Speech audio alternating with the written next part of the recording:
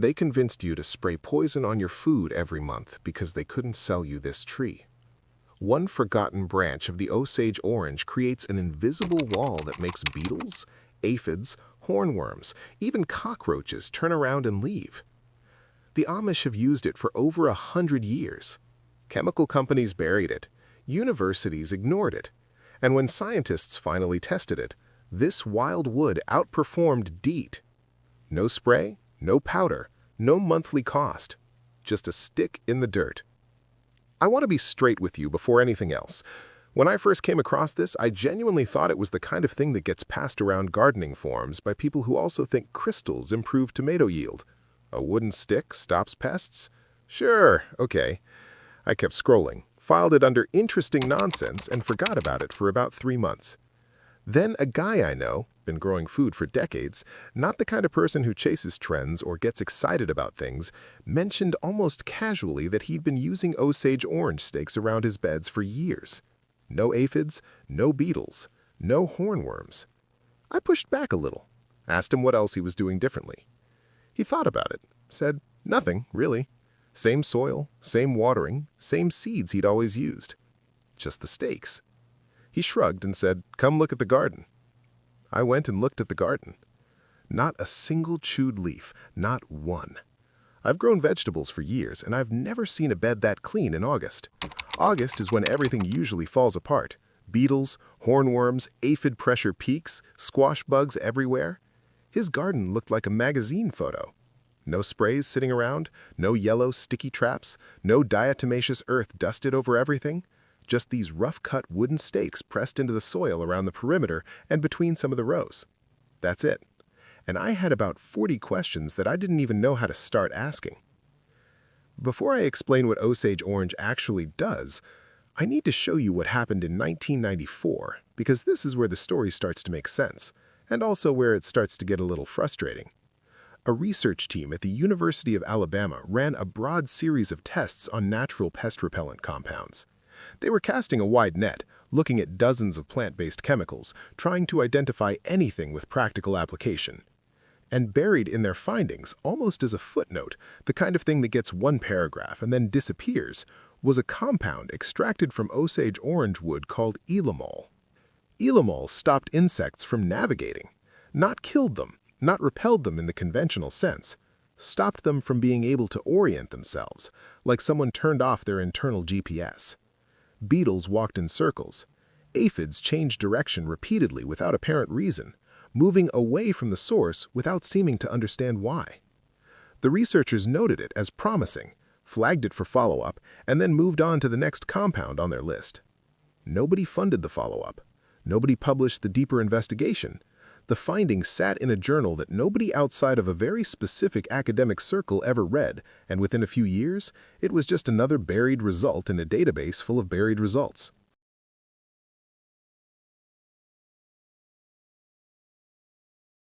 Then, in 2008, a completely separate team, Iowa State University, ran a different set of tests. This time, they weren't looking broadly at plant compounds. They were specifically testing elamol against DEET, head-to-head. The synthetic chemical in every commercial insect repellent on the market, the thing you spray on your skin, the thing in every bottle at every outdoor store. Against mosquitoes, against cockroaches, against a range of common garden and household pests. The results were not what the industry would have wanted. Elamol performed comparably to DEET across most categories. In certain test conditions, it outperformed it. The paper was published in a peer-reviewed journal, and then nothing happened. No product launch, no follow-up funding, no press release, no headline. It just sat there. Now, you might be sitting there wondering why a finding that significant just quietly disappeared. A natural compound that performs comparably to DEET in controlled tests comes from a tree that grows wild and free across most of North America. Available to anyone with access to a saw. No manufacturing required. No supply chain. No patent possible. I'll let you sit with that question for a moment, because the answer matters to understanding why this whole story exists the way it does. The Amish didn't need a 2008 research paper to tell them this worked. They'd been pressing Osage Orange stakes into the soil around their crops for generations before anyone in a university lab looked at the chemistry. The knowledge came from observation, not from a grant, not from a study, not from a corporation trying to turn a profit. You press the stakes in, the insects stop crossing the line. The crops stay clean. You replace the stakes when the wood dries out. That's the whole system. No instructions required, no product to reorder. The results speak clearly enough that the knowledge kept getting passed down. The tree itself has a history worth knowing about. Osage Orange, Maclura pomifera, is native to a small original region of Texas, Oklahoma, and Arkansas. But in the 1800s, it was planted deliberately across the entire American Midwest as a living fence. Before barbed wire, before metal posts, farmers planted dense Osage Orange hedgerows to mark property boundaries and contain livestock. The wood is almost indestructible. Fence posts cut from it last over 70 years in the ground without treatment. It's denser and harder than oak. It was the preferred wood for wagon wheels and tool handles before metal manufacturing scaled up. This is not a fragile, forgettable tree. It's one of the toughest biological materials in North America. The fruit, those big, lumpy green balls that look like someone tried to make a brain out of a lime, are what most people associate with this tree. Hedge apples. You've probably seen them. People put them in their basements and under their sinks thinking they repel spiders. That part is mostly myth, to be honest. The fruit has minimal documented repellent effect. The internet loves it. The science doesn't really support it. But the wood, that's different. The wood is where the active chemistry actually lives, and that distinction matters a lot if you're trying to get results. Let me tell you about Elias Yoder. I'm not going to pretend I know him personally, I don't, but his family's farming approach got documented by an agricultural researcher in Pennsylvania in the early 2000s who was specifically studying traditional Amish farming methods. The researcher spent 2 growing seasons documenting what the Yoder farm was and wasn't doing compared to surrounding conventional farms. Their neighbors, working conventional systems, were on a regular spray schedule. When the researcher compared crop damage rates across both operations at the end of each season, the Yoder crops were consistently and measurably cleaner. Not marginally, consistently. That phrase, scent fence, is the most accurate description of the mechanism I've come across. Because Elamol doesn't kill insects. This is important, and I want to say it clearly. It doesn't poison them, it doesn't trap them, it disrupts their olfactory system, their ability to smell, interpret chemical signals, and navigate toward a target. Insects approach the perimeter. They hit an invisible chemical boundary in the air. Their navigation system breaks down. They can't orient toward the thing they were looking for. They turn around. They leave. No bodies, no toxic residue. Nothing landing on your food. The garden just disappears from their chemical map. And here's the detail about insect biology that makes this make sense. Insects don't see the way we do. They navigate primarily through chemical signals, pheromones, volatile compounds, scent trails. They find food through smell. They find mates through smell. Foraging insects communicate the location of food sources back to colonies through chemical signals. Their entire spatial awareness is chemical. Elamo doesn't scare them. It doesn't register as danger. It simply corrupts the signal. The destination they were tracking, your tomatoes, your beans, your squash, stops resolving in their navigation system. They wander. They redirect. They don't come back. Now, here's the part that explains why the chemical industry had every reason to make sure this knowledge never went mainstream. The Osage Orange tree grows wild across most of North America. It's in hedgerows, in parks, along roadsides, in rural areas throughout the central and eastern United States. You can source the wood for free from trees in your area or from arborists who remove branches regularly. There is no manufacturing process, no formulation, no packaging, no distribution chain, no patent, no product, no recurring purchase. Just a tree that's been sitting in the landscape for centuries, doing exactly what the chemistry suggests it does, available to anyone who knows what they're looking for. Monsanto's annual pesticide revenue runs into billions. DuPont, Bayer, Syngenta, The pesticide market globally is worth over $80 billion a year, and a meaningful portion of that revenue comes from home gardeners buying bottles of something every single season because they've been told, implicitly, consistently, through decades of marketing, that protecting food requires purchasing a product. That framing is so normalized most people never question it. A tree branch that eliminates the need for that purchase doesn't just represent lost revenue, it represents a challenge to the entire premise. So the tree branch doesn't get funded, doesn't get extension program coverage, doesn't make it into the mainstream conversation. The 2008 paper gets published and sits unread, and the Amish keep quietly setting their fence.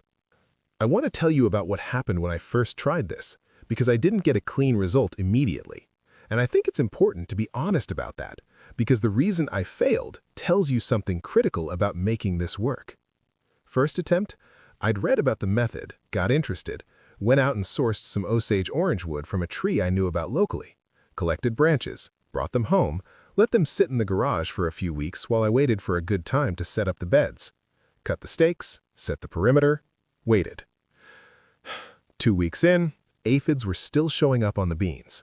Hornworm pressure on the tomatoes was the same as usual. I thought the whole thing was overstated. Turns out the condition of the wood is everything, and I mean everything. Fully dried wood has already off-gassed the majority of its elemo. The compound is volatile, that's how it works. It evaporates into the surrounding air and creates the scent boundary. But once it's gone, it's gone. The wood just becomes inert organic material in your soil. Dead stakes doing nothing. What I'd collected had been sitting in my garage for weeks drying out before I ever pressed it into the ground. By the time I used it, most of the active compound had already dissipated into the garage air, rather than my garden. I'd essentially built a scent fence around my car. The test is simple. Press your thumbnail firmly into the cut end of the wood. If it gives slightly, if there's still a little give in the surface, there's active compound still present. If it feels completely hard and dense, like pressing into a piece of furniture, it's spent. You also want to smell it. Fresh Osage orange wood has a distinctive smell, slightly resinous, a faint bitterness under it. If it smells like nothing, it's gone. Use it immediately after cutting or within 2 to 3 weeks maximum stored somewhere cool and slightly humid, not a hot, dry garage. When I switched to freshly harvested stakes, cut about 10 days prior, stored outside in shade, the difference showed up within 10 days of placing them. The aphid pressure on the beans dropped noticeably. Hornworm damage on the tomatoes, which I usually spend part of every August manually picking off, was significantly lower than in previous seasons. And the squash beetles, which had been a stubborn problem for 3 consecutive seasons no matter what I tried, were present at the bed edges, but they weren't crossing in. That last observation was the one that convinced me completely. Not the reduced aphids, that could have been a light year. Not the hornworms, could be coincidence. But watching squash beetles approach the stake line and redirect, that's not a coincidence. That's a mechanism working. All right, here is the full method exactly. I'm going to go through every detail because, as my first attempt proved, getting one thing wrong undermines the whole system. Start with sourcing. Osage orange trees are more widespread than most people realize. If you're in Texas, Oklahoma, Kansas, Missouri, Illinois, Indiana, Ohio, or Pennsylvania, there's a very good chance one is within a short drive. The fruit is the identifier. Those large, lumpy, lime-green spheres, roughly the size of a softball, heavily textured surface, are completely unmistakable. Once you know what they look like, you'll start spotting the trees everywhere. If you can't find a tree in your immediate area, contact local arborists. Tree services deal with Osage orange regularly because the trees spread aggressively and property owners often want branches removed. Most arborists will give you fresh-cut branches for free or close to nothing. When you call, ask for Osage orange specifically. Some people know it as hedge apple or hedge tree. Just make sure you specify which species because not all hedge trees are the same. And confirm the wood was cut recently, within the last 2 to 3 weeks. That timing is non-negotiable. Once you have fresh branches, cut them into stakes roughly 25 to 35 centimeters in length. Don't stress the precision. Diameter, anywhere from thumb width to roughly wrist width. Thicker stakes carry more ellemol and stay active longer before drying out completely. Thinner stakes are easier to press into compacted or clay-heavy soil.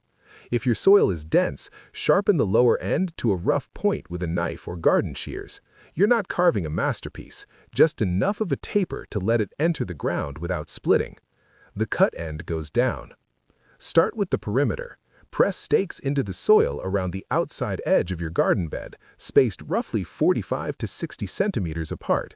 You want a continuous scent boundary, not a spotty one with gaps the insects can pass through without encountering the compound. Each stake goes in so that about 2/3 of its length is below the soil surface. That's important. The underground portion stays moist from soil contact, which slows the drying process and extends how long the animal keeps releasing. The above-ground portion releases into the air around the plants. For larger beds or beds where you've had consistent heavy pest pressure season after season, add interior stakes as well. One stake placed between every 2 plants along the main rows. What you're creating is overlapping scent zones. The perimeter layer intercepts insects approaching from outside. The interior stakes create chemical disruption for anything that makes it past the edge. Both systems working simultaneously.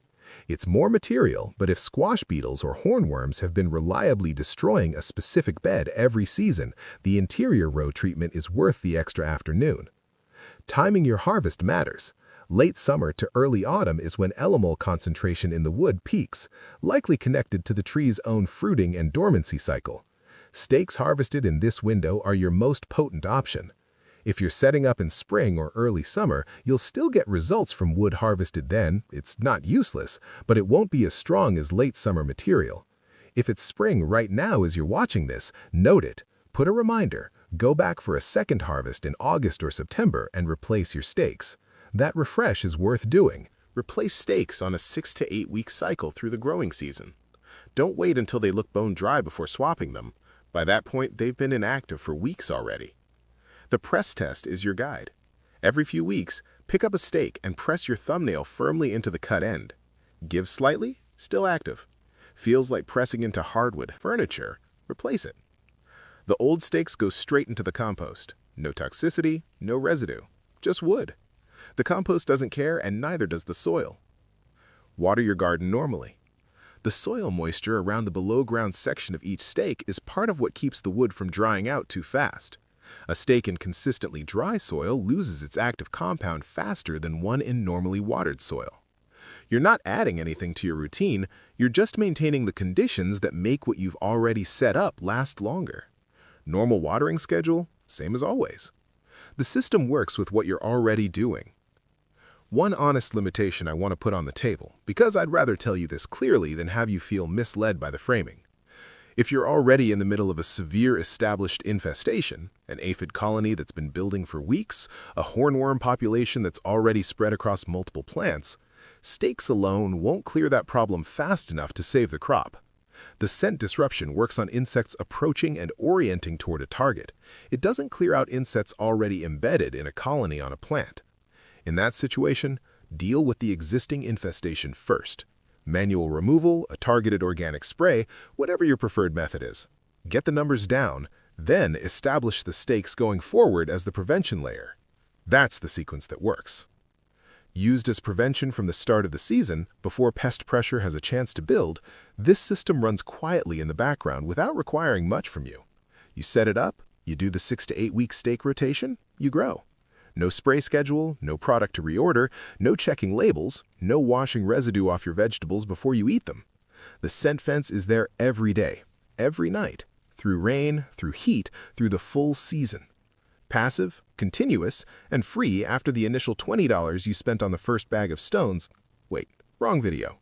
Free after whatever the branches cost you, which in most cases is nothing. One stick, one tree, 100 years of results in Amish gardens across Pennsylvania. A 2008 research paper sitting unread in an academic database because the compound it validated comes from a tree that grows wild and free and can't generate profit. That's the whole story. You have it now. If you try this, drop a comment. Tell me what pests you've been fighting, what season you're in, what you find. And if this opens something up for you, I've got a video on the rock pile water system that runs on the same kind of principle. Ancient, free, ignored. Working passively while you sleep. The link should be on screen.